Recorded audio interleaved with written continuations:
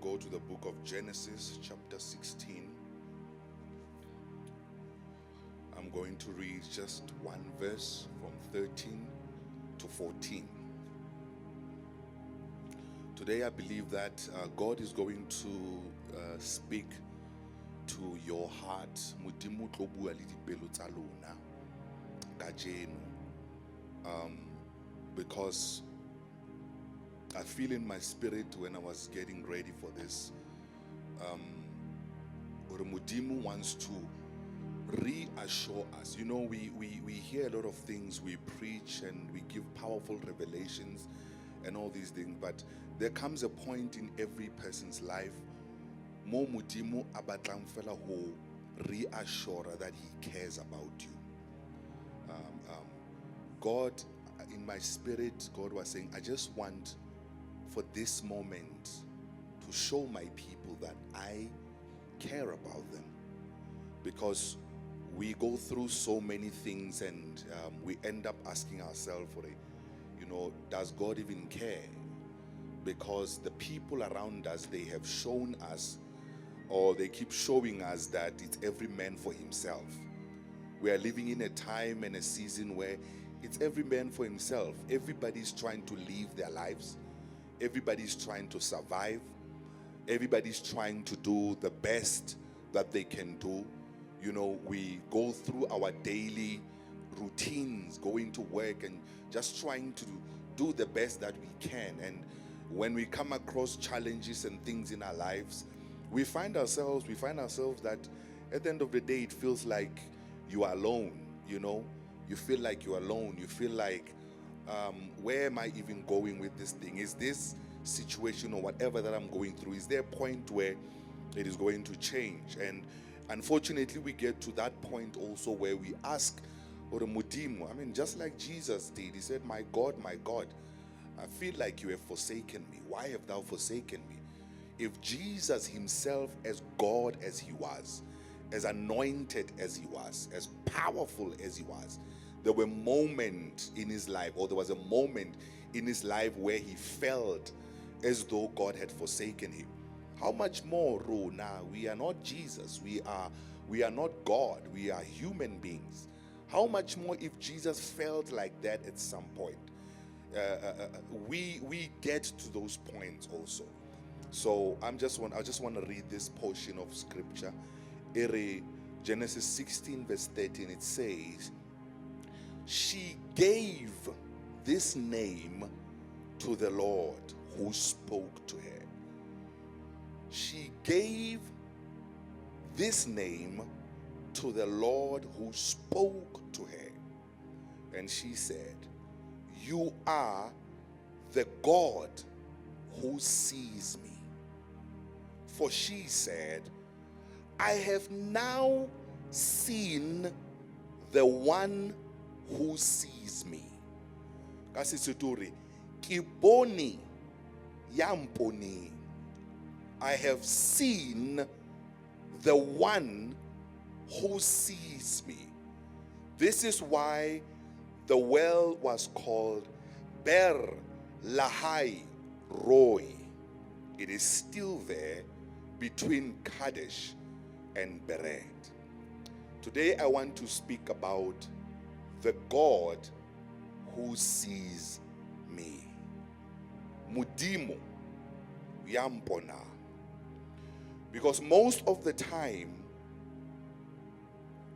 we go through this journey abopilo.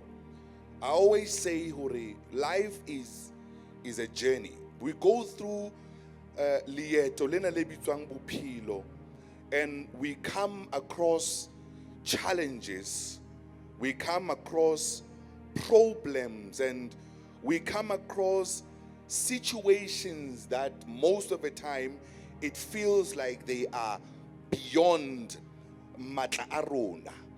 Re feta ka hara dintho tse leng hore ha re feta ka hara tsona, most of the time e kare dintho tsena di ka hodimo ha matla a rona. Some of them we manage to handle them, but some of them we are unable to handle them. Especially there are times where we experience things tse etsahalang and they shake the foundations of what we believe. Ho na le dintho tse etsahalang fela, and then you can still go through it. You can still manage, but there comes a time maphelong a rona where ho ba le dintho tse etsahalang ho rona, or things that we experience and things that we go through, and those things they leave us shaken. And most of those things, when we look at them, the feeling it seems unfair. One of the painful thing, a painful feeling as people, it's a feeling of this thing that is happening to me, it seems very unfair.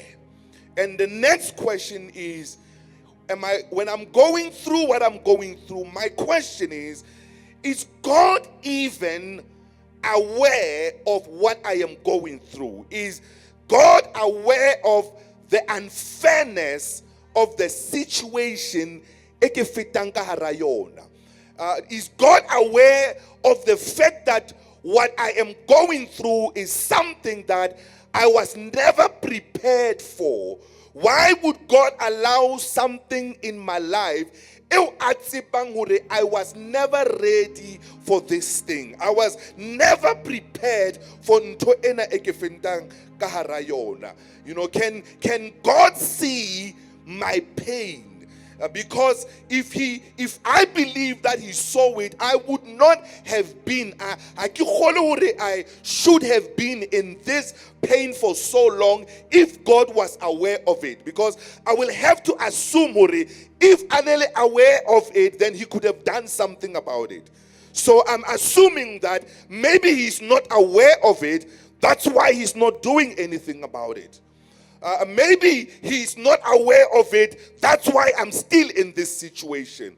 Or we get to a point where we say, maybe he's aware of it or he does not care.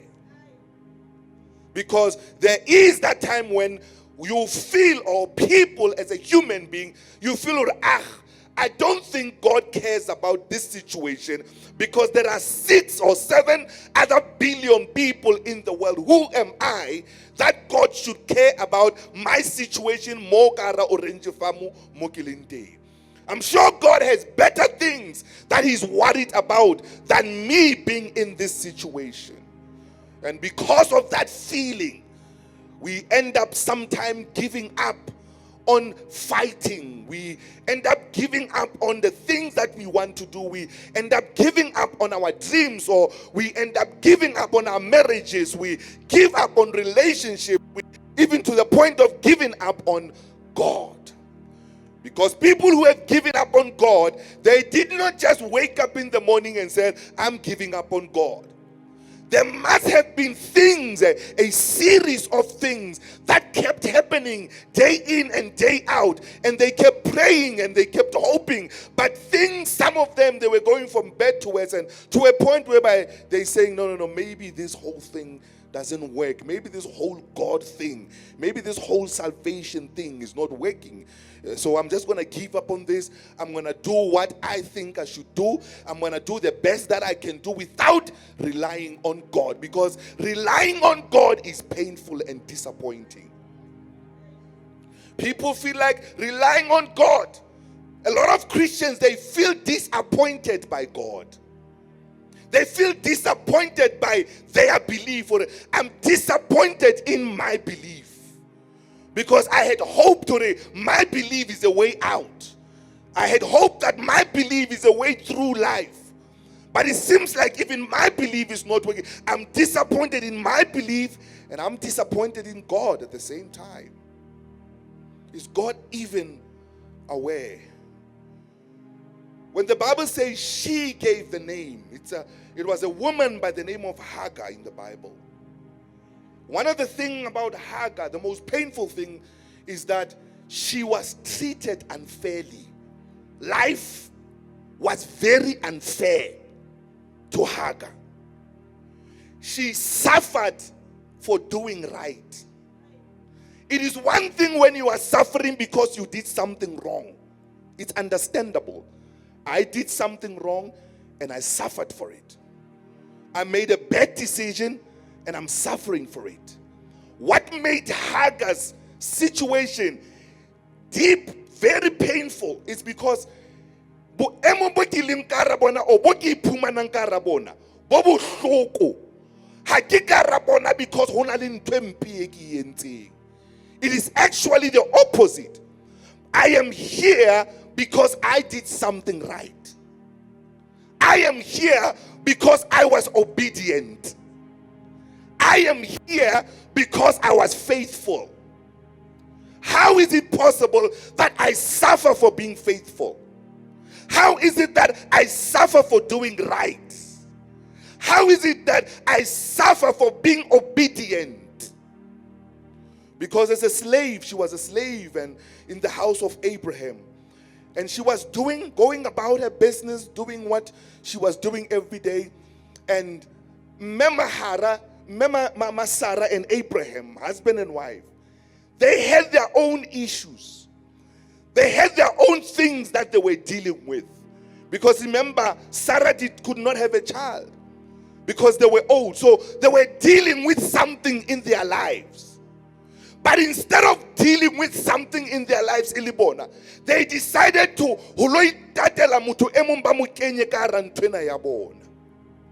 remember, because Mama Sarah at some point, she was impatient and she came to a point mooring, I don't think I don't think because I'm getting old, my womb is dead. I cannot rely on the promise of God anymore. I cannot rely on the thing is with me. I cannot rely on the faithfulness of God. So I'm going to take over from God. I'm going to step into the shoes of God and become my own God. I'm going to make things happen for me because God is taking too long. I've been waiting for too long for God. I know what He said in His word, but He's taking too long. He is late. Mudimu olata. So kitomutusa. That was her own issue. And how do you help God? It was okay. Mutusa only one more. Maraskara how shulea oboto bata mutusa ka mutumo. Abaitatela mewa ba ausu ba tukatlu. Arwena kitlo yetsa kitlo beya situlong sa modimo wena. Utlo yetsa ntwene tshwanetse yetswe ke modimo. Such a responsibility that you give to a person. Arehaga ntwe modimo a ntshepitseng yona ke wena tlo yetsa. How do you put a person in a position of God? And then she even told her husband, sleep with this person and then so that create a plan. When we feel like God is taking too long and he gets a plan. Is it in the Bible? We're living on that concept that God is taking too long. I've been praying for this thing for too long. Let me make my own plan. Let me try to get my own connections to do this. She involved somebody, and this woman, because she was a slave, because legally she was supposed to do what she was told as a slave. Just like how sometimes they will ask you to do things that you don't feel like doing, or sometimes you don't want to do.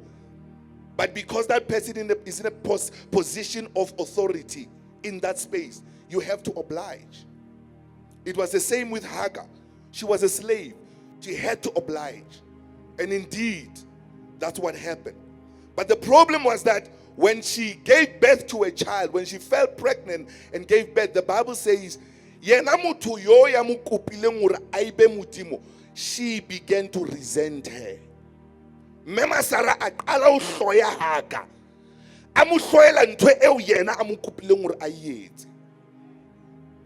You do something right and you are hated for it. You do something that was your responsibility, that was requested of you, but you are punished for it. You are hated. How many people Do you know jealousy is most of the time when you're doing something good and people hate you for doing something good? Nobody is jealous of somebody who's doing bad. How na muthu a jealous etsa muthu a etsa ntho e mpe? Most of jealousy is when you look at somebody who's doing something good. And one of the reasons is that you wish it was you who was doing that. Or sometimes you wish it was somebody else, not this person. You are jealous because somebody's doing something good. And that is just plain witchcraft. How can you hate somebody for doing good? Joseph was hated by his brother for being a good person. And that is the unfairness of life. Because our mind is that if I do good, I will be rewarded with good. If I do bad, I'll be rewarded with bad. But most of the time we find is the opposite. Those who are doing bad are getting rewards. By the time it seems like they are being rewarded for it in a good way. Those those who slip their way up to the top, it seems like they are progressing. But when who is keeping yourself pure, who will say, I'm not going to do it this way, who is principled, it seems like you're suffering for doing good. That's why most of the time you'll think, I rather lend them the way, but because when I try to do it the good way, it doesn't work for me.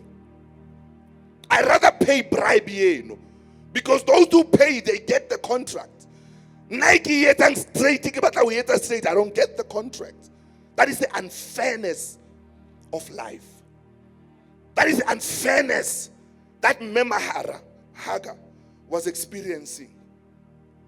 And against all odds, we are trying to do what we can do to be the best that we can be. We try to do good. We try to be faithful. But somehow, there is an unfairness in life that we come across. There is an unfairness that you are experiencing. I know some of you are sitting here, you are experiencing unfairness in your workspace.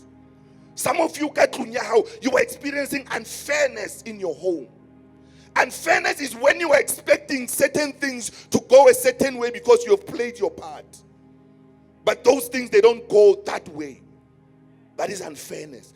I'm putting in the work, but I'm not getting anything out of it. That's unfairness. I'm the one who's trying in this relationship, but the other one is not trying. That's unfairness. I'm the one who's putting in the work, but it's other people who get the rewards. That is the unfairness of life. Unfairness, it means to be biased, unjust, shameful, unreasonable, and it can be even cruel. Just like Hagar. For some of you, life has treated you unfairly. It has treated you unjust. Life has been unreasonable to you. Unreasonable. And unfortunately for some of you, life has been very cruel. And the underlying feeling that Hagar asked, the feeling that she was having, and the feeling that most of you are feeling is, I see everything. The biggest problem is that I did not ask for this. The painful thing about life is when you look at everything that is happening in your life, when you look at everything that you are experiencing, and you're saying, life is giving me everything I did not ask for. Life is giving me everything I did not ask for. Hagar was sitting there and saying, I did not ask for this. It's not me who went to Sarah. It's not me who did all these things. I was asked. I did not ask for all of this. And the problem is that when Sarah hated and resented her, the next thing, she was rejected by Sarah. She was rejected from the only place that she knew, simply because she did the right thing. She was thrown out into the wilderness and she was pregnant. She had a child. Rejected when you were carrying something that you did not ask for. It is the same thing with when you are carrying a calling upon your life. The one thing about calling, the first thing that's going to happen when you are pregnant with a calling, the first thing that will happen is rejection. The first thing that will happen when there is something that you are carrying, it's rejection. And how reject we were now?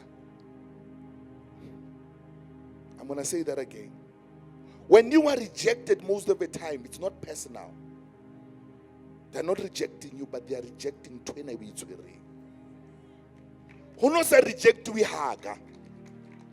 Hagar was not being rejected. Twene reject to ene sapatui. Ene tlo kosa matata kara motsi. Ene tlo kosa matata kara lelapa. Inelin twe Hagar aijiring, that is in her womb. That is what was being rejected. You are not rejected because you are a nobody. I want to say that again. You are not rejected because you are a nobody. People don't reject nobodies. You are rejected because there is something that you are carrying. And who reject you unto you? Who reject you or what you represent? Because sometimes you think, what do I have? I don't have anything. But it is what you represent. There's something that even though you don't have money in your pocket, there's something that you represent in that family. You might not be rich. Sometimes you are even unemployed, but you're being rejected. Or reject you because of what you represent. Satan hano salamu rao mutu yasnang lito. When Moses was born, he was a baby. But the devil came after him to destroy him. While he was a baby, he had no power. He could not even walk. He could not do anything. But the enemy wanted to destroy him because of what he represented. Baby Moses represent freedom of 3 million people. When Jesus was a baby, all the children were being killed. And he was a baby. They were not trying to kill this baby.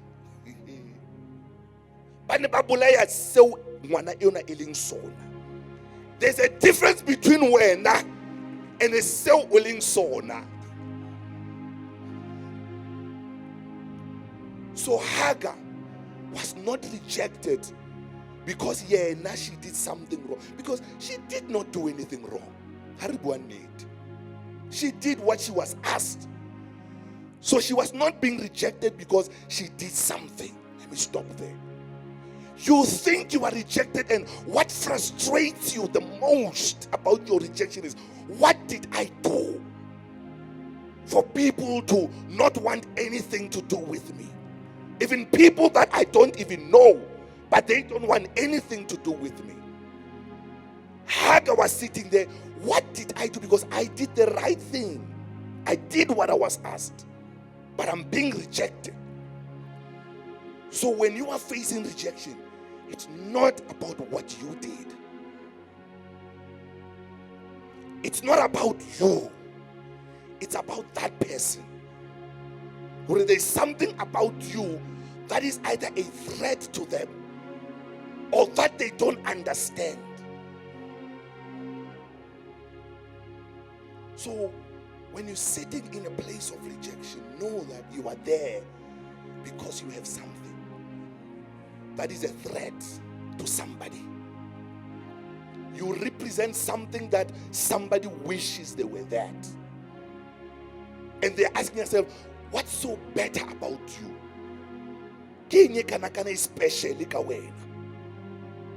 And because they can't do anything, they cast you away. They will speak bad about you. We don't want anything to do with you. And when you are sitting there crying, oh my God, what have I done? It's not about you. It's what is in you. It's what's on you. Sometimes they're rejecting the anointing upon your life.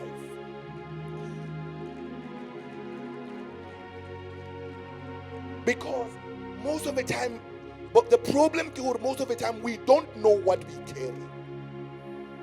We don't know what is upon us.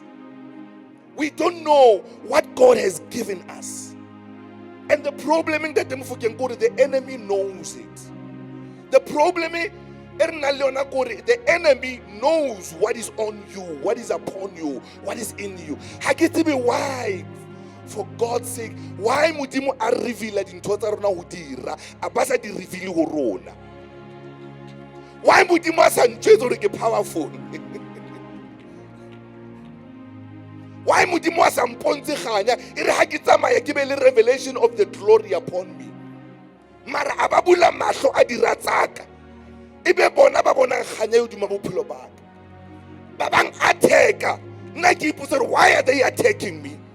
Ati ba bona ntho e nna ke sa ibone. Ba ban rejecta. Ati ba rejecta ntho uduma ka nna ke sa ibone. So I become depressed. I become frustrated. I beat myself down because why people hate me? What is it about me that makes people so crazy towards me? Because Mudimo, I get to be why I'm still praying about it. And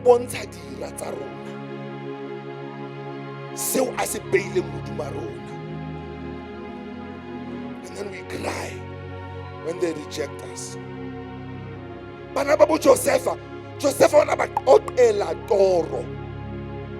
It was not a prophetic thing. He was telling them a literal dream that they do. Joseph on Asajoti Banabahamos Profito. He was telling them a literal dream, not a spiritual thing. And he was not saying you are going to bow to me. He was saying, that's it. But Mudimu, Abafa revelation. I ain't revelation. I fabana bahabo Joseph. Mara abaitima Joseph. So here's Joseph. Why my brothers hate me?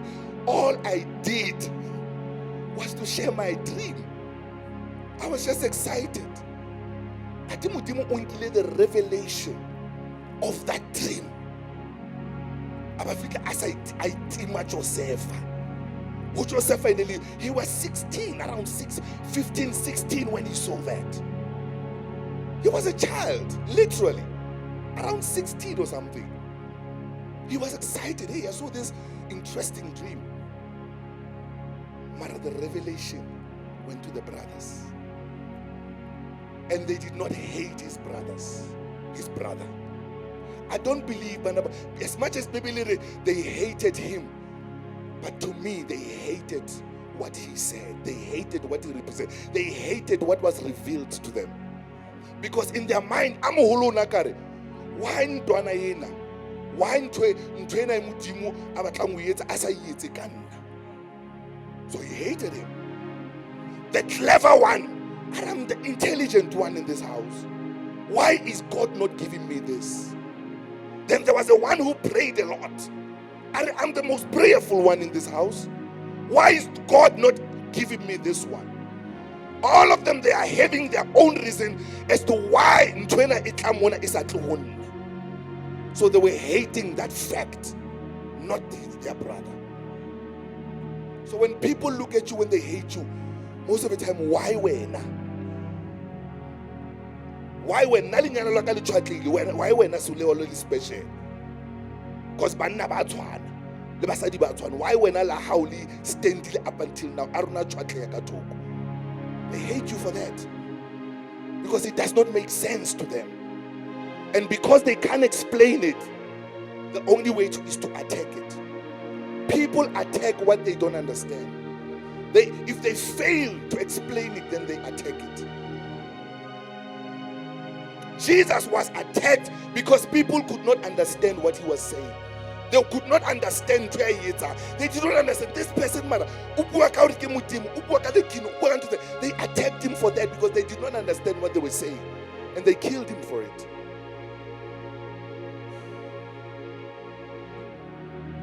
So Hagar was rejected. She was not rejected as a person. She was rejected of what she was carrying. Everything that you're going through is simply because of what you are carrying. It's nothing personal.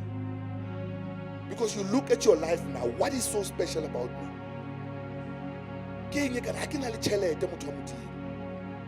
I don't even come from a good family. I come from a wealthy family. So why? What's so special? Why are people against me? Why? But why are people? Why? What's so special? It's not personal. It's not personal. It's literally what you represent.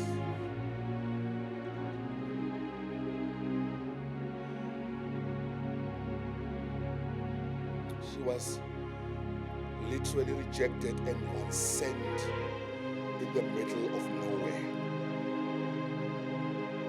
She was not sent to some land somewhere. She was sent to the middle of nowhere, where there was not even water. She found herself lost because of the rejection. One thing about rejection, it makes you lose yourself. She found herself lost in the middle of nowhere with a child, a baby. That's what happens. There are things that they leave us all over the place. Because before they happened, you had some kind of a plan. Most of us, we had plans with our lives. Most of us, we had timelines. So when I turn this age, this whole thing will happen. But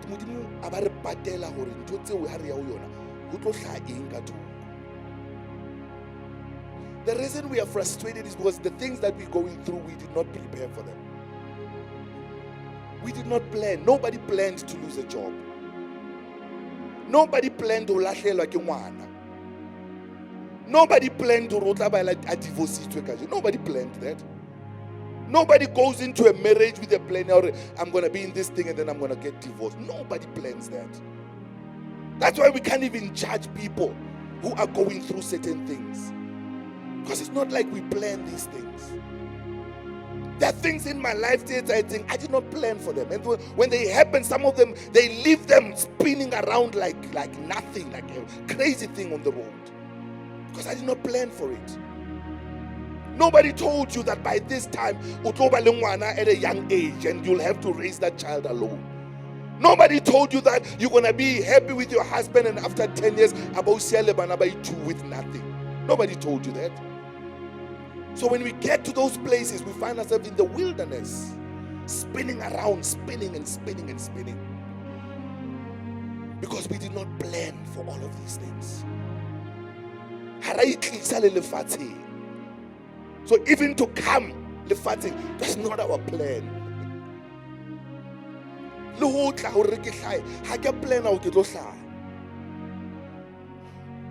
So nothing we planned. We do have our plans. And some of them, but on top of what we have planned, are things that we did not plan. Hagar never thought in a million years she'll find herself with a small baby in the middle of a desert. Never crossed her mind that she will find herself with nothing. Hantua, how well in Kunyano at least to Tasabatilian Uche. Bamu file mate. Bamu reject, Bamu fast kupusa mate. Analungwana with a baby. Mano utojang. They didn't care. Because if message, how is this child gonna be breastfed? Because May's not having food. She never planned that. That she'll be in a place where she'll be stuck with the child. I wish I could Mwanona Kasho. And I wish Mwanona Kasho because at least, because I can't stand to see this child suffer. I'm going to say something painful that some people think it's painful. I wish Nangashwa, I wish Banaba it baka disappeared, because it will be better not having them here than to see them suffer this way. How many times have you heard people killed mang abula ababula le bana ba ya ke taba ipolaya? Why bana? Because I ke batle bana ba suffer. I would rather ke tsamaye kaofela than to see them going through this thing. How many of you are sitting at home with kids and you're feeling that way? The most painful thing is no longer even about what you are going through. Because as parents, we say, nah, as a parent, I can handle this. As painful or as difficult as it, as a parent, at least I can. Nanka khona roba like isaja as a parent. I don't mind, I can go for 5 days without eating, I can handle that. But then when you are with your kids, it hurts differently. Because you know now I can, but bona, I know they can't. You found yourself in a wilderness, spiraling because of things that happened that you did not plan and you did not prepare for them. Her life was such an ugly mess. Her life was just a mess. It was a painful mess. And there she is sitting there, asking herself all sorts of questions, questioning, sometimes saying, maybe, you know, but still. So I was kind of caught between a rock and a hard place. If Kihana, I might be fired. If I do it, I might suffer for it.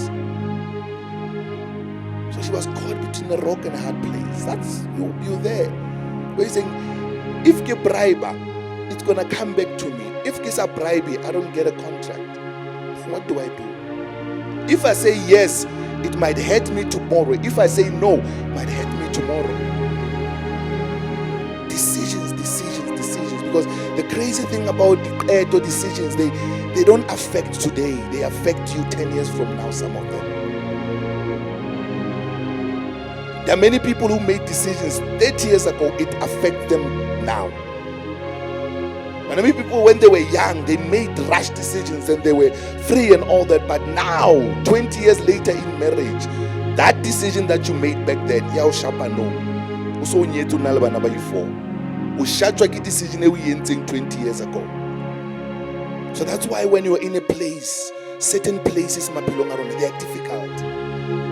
Because you don't know what to choose. And there's pressure. You are forced to choose. Most of the time when you make decisions, the thing is, the world is moving so fast now. Everything is moving fast. Crossover. Today is October. And you look at what happened in between. It's like you were a zombie. It's like you're walking around, but you can't even pick up on now what happened. But here you are, almost a year later. That's how fast life is. And we're struggling to catch up little people. And because we are trying to catch up, even the decisions that we make, we're making decisions that just to catch up with life. Because life is moving faster than us. Life is moving. I had my daughter, she was turning 18 this month. She was no, all of a sudden, hey, 18, hey, university, hey, all of that. Such a nice, cute little baby next to me. That's how fast life is going. You close your eyes, things have changed. You close your eyes, things have changed. Struggling to keep up. Financially, things are getting more, bigger. Expenses are getting high. Trying to catch up every day. So some of the decisions that we make is not, some of them we know that they are not right. But because you are trying to catch up, if I don't make a decision now, I cannot be guaranteed of this thing tomorrow. If I don't say yes now, it won't happen to. So you're forced to make a decision. Because you're trying to catch up. Because if I don't get it, things are so fast that if I don't get it now, I might not get it. Because there's 100 other people. So if I don't make a decision now, there's 100 people that are going to grab it and go. And I'll be left where I was. And things will even get worse. So I have to make decisions. So she found herself there, lost all by herself. Trying to survive with a baby, a newborn baby. A baby that she did not ask for. But the Bible says, in the midst of all of that, we see a God who shows up in the middle of nowhere. Listen. A God who shows up in the middle of nowhere. She was in the middle of nowhere, rejected, thrown out like a piece of trash. Life unfair to her. Life was horrible to this woman. Baby in your arms, no food, ran out of water, nowhere to go, could not call anybody. Being in that space where you are, your life is just a mess and you can't call anybody. You can't call anybody. You've got numbers in your phone, but you can't even find one number that you can call. You go to your phone book, you've got 500 names, but you are in a desert and there's no one name that you can call. That was Hagar. No one to call. No one was coming to a rescue. The very people that she was helping are the one who chased her out. Who are you going to call if the people that were responsible for my well-being and what I did, I was doing for them, to honor them, to respect them, they are the people who chase. So who do I run to? If I was hurt by the person who was supposed to love me, who do you run to when you are destroyed by the person who was supposed to build you? Who do you run to?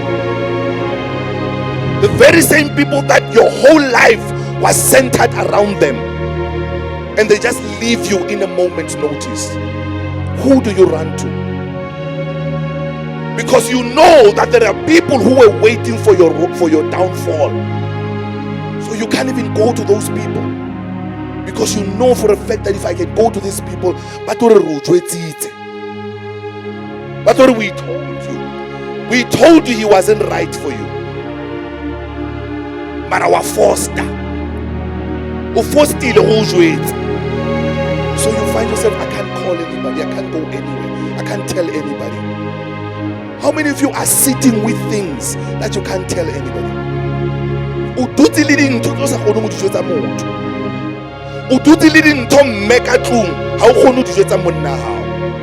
Mara, this thing is killing you every day. My dear sister, you can't tell your parents, but every day you're dying a million deaths because you can't tell anybody, because you feel like you are with people but you are in the desert. You are with people but you feel alone. You are with people around in your house but you are at your most loneliest. You can't share anything because number one, you think they won't understand. Number two, they will judge me for this. So I'm just going to keep it. But the more you keep it, the more it kills you. Because you are alone in the wilderness. You won in the wilderness. You won in the wilderness. No one is coming to rescue you. But God. That's the thing about God. A God who shows up when everybody has left. He shows up when everybody has left. When it's just you against the world, he shows up. When you are at your hopeless, when you are at your worst, when you are at your lowest, and everybody wants nothing to do with you, that's when he shows up. Why does he show up? Because he sees you. He shows up because he's looking at you. He sees you. When you are alone, he sees you. And he doesn't see what people see. You can see me now where now but God sees what you don't see. Because He is there with you everywhere. God is with you at your lowest. He's sitting there. Because He's got a plan. He's working. And even the things that are not in His plan, He makes them work for you. So sometimes He will allow those things. Sometimes He allows the rejection because He knows that no, rejection in Hasikwen. It's not you. You call it rejection because that's the term that we have given it. It's rejection. That's why the stone that was rejected became the cornerstone. Oh, Shebile. He's aware of everything that's happening in your life. Oh, Shebile. He's aware of everything. He's aware of even the things that you don't tell us. You think that thing is a deep, big secret you've never told anyone. He's aware of it. He sees it. He knows it. That's why it has not killed you up to this far. Because if He was not aware of it, it would have destroyed you a long time ago. But it's sitting there. He's aware of it. He's just making sure that it doesn't destroy you. Because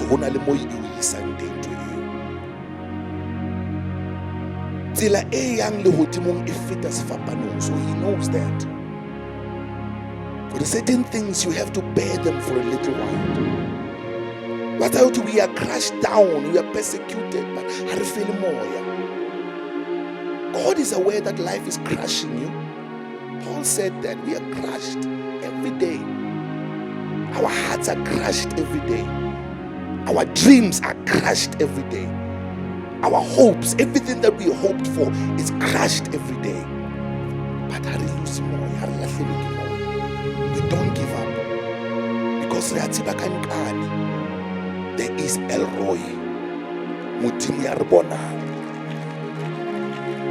Elroy. God who is aware of my situation. A God who sees my pain. A God who sees the unfairness of my life.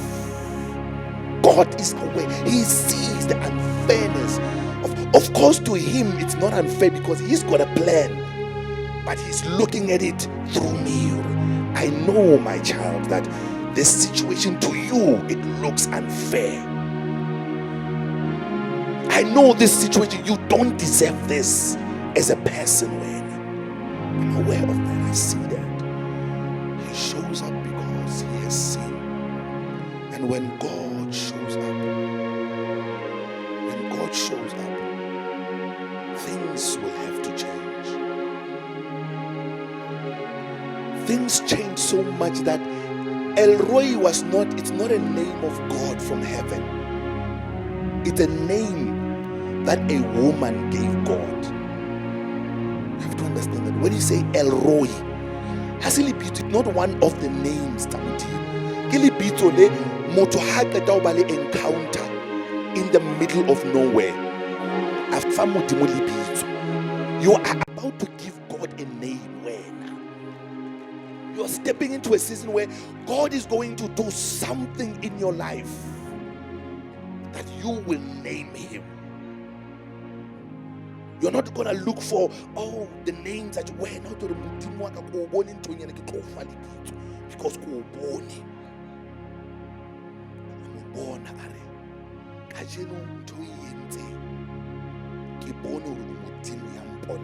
because I thought nobody was aware. For the life of me, I thought it was just me. I thought this is it. I thought nobody cared. I thought nobody loves me anymore. I thought this is my life. I thought this is how the story of my life ends.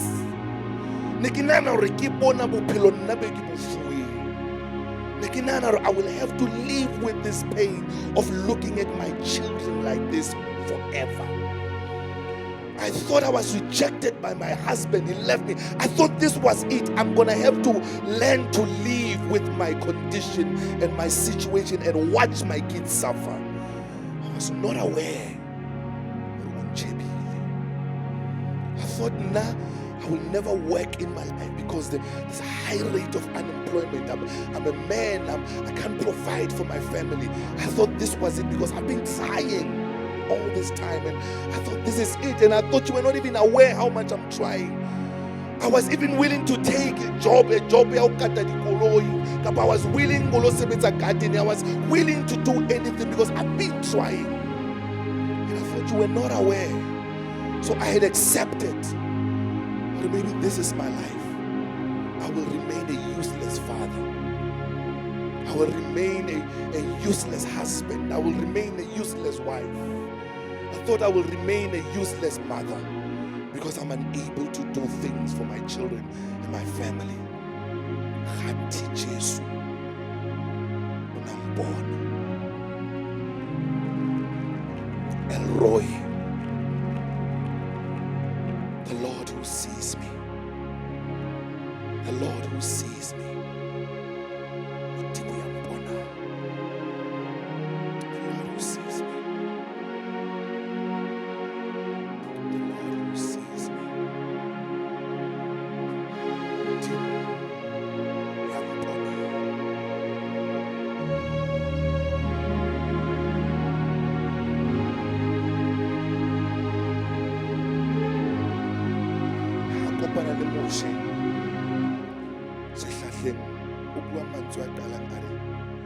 I have seen the suffering of my children, and I have come down. He comes down, but I have seen and I have come down. God is saying to you, I have seen and I have come down. I have seen my work, and I cannot just see you. I cannot just see your situation. I cannot just see your pain and your suffering and your frustration. I cannot just see it and just allow things to continue. When he shows up to Gideon, I have seen how the enemy has been torturing you and my people. I've seen the torture. Many people are experiencing torture. Many people are saying, I might not know hell, but what I'm living is hell. I think the hell is amullo the bedrofit at this life. That's where people are thinking. This is hell for me. There's no other hell that I know except the life. But I see the torture of your life. When Jesus saw the woman with an issue of blood, the Bible says when Jesus saw her, he called her forward. And he said, woman, you are set free from your infirmity. When Jesus saw her. When he saw the crowds, he had compassion on them because they were harassed and they were helpless, like sheep without a shepherd. When he saw the crowds, he had compassion on them. When Jesus saw a man lying there and that he had been in that condition for 38 years, when he saw him, he went to him and said, do you want to get well? When he saw him. Today, we have come to a place. That place is called Beer Lahai Roy. It is a well of God who sees me. Beer Lahai Roy. Sidiba Samudimo Yampona. That was a place Mohaga Akopane Limuti. Arwena El Roy Mona Mokilinte Sebakasena that I've been fighting my way to. It's Beer Lahai Roy. Sidiba Samudimo Yampona. modimo le tlile sedibeng sa modimo ya o bona. Ntho tse o fetileng ka hara tsona kaofela di ne di o isa sedibeng. Ntho tse batho ba ne ba o etsa tsona di ne di o isa sedibeng sa modimo ya o bonang. Masotleho ya hao, mathata a hao, dikeledi tsa hao, meleko ya hao kaofela yona was not there to destroy you. Everything that you went through was not meant. Yes, the devil might have meant it to destroy you, but modimo yena o na tseba hore ntho tsena ke tsona tse o isang kae sedibeng sa modimo ya mpona. So cry, but cry a little less. Lla because ho bohloko. It's okay. Lla because you feel like a nothing. It's fine. Lla because you are at your worst. It's okay. Lla because you are rejected by people you loved and that you expected love from. It's okay. Lla because o lahlwe ke batho ba ne le hore ine le pilara tsa hao. But tseba hore ntho tseo kaofela di o isa sedibeng sa modimo ya o bona. And modimo ha o bona a ka se o bone fela a ba o tlohella o ntso le jwalo. Impossible. The look of Jesus is different from the look of man. Motho a ka o sheba a bona hore o lapile mara ba re God bless you. A ka o sheba o bona hore dieta tsa o di tabuile a ba re God bless you. Ke motho.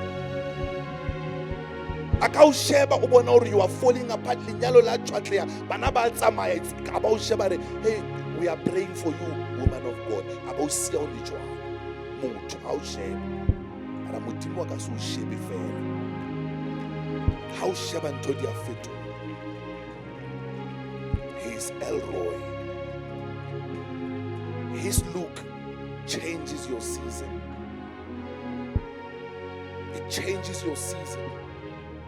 Chronicles, for the eyes of the Lord are going throughout the earth to strengthen those whose hearts are fully committed to Him.